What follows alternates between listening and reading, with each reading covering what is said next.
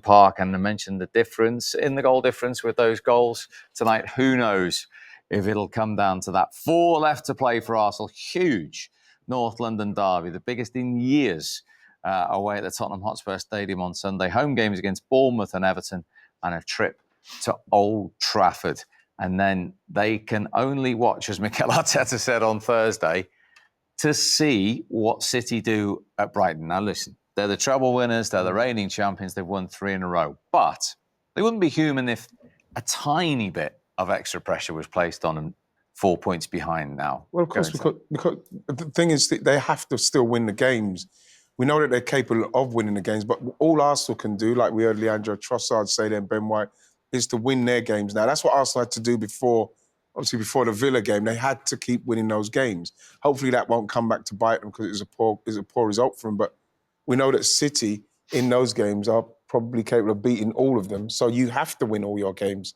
And you've got there's no wiggle room for you, because if they and City now, we'll see what they are. If everybody says, well, they know what they're doing at this stage of the season, they know how to do it. They're going to have to do it again, and they have to prove to us, yeah, we've done this before, and this is what we do. So they're going to have to win all of those games, because I'm looking at those games, and obviously Tottenham, the North London derby is a tough game.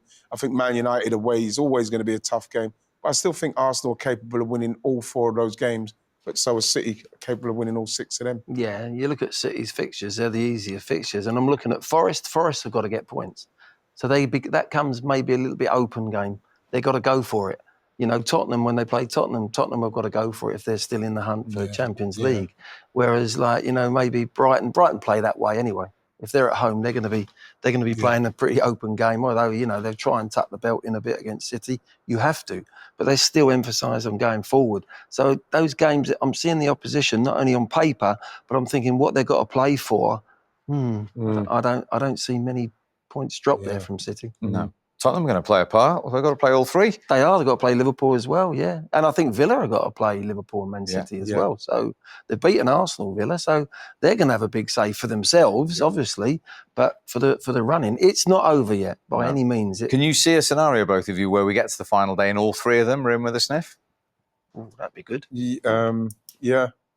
Because but somewhere along the you don't want that, do you?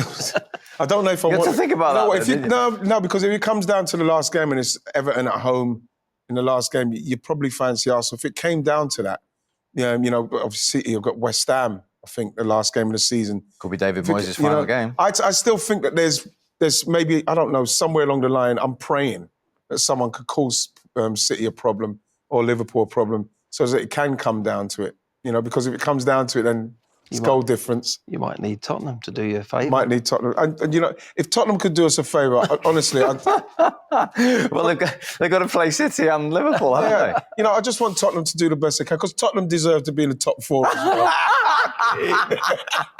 This is what it comes down to.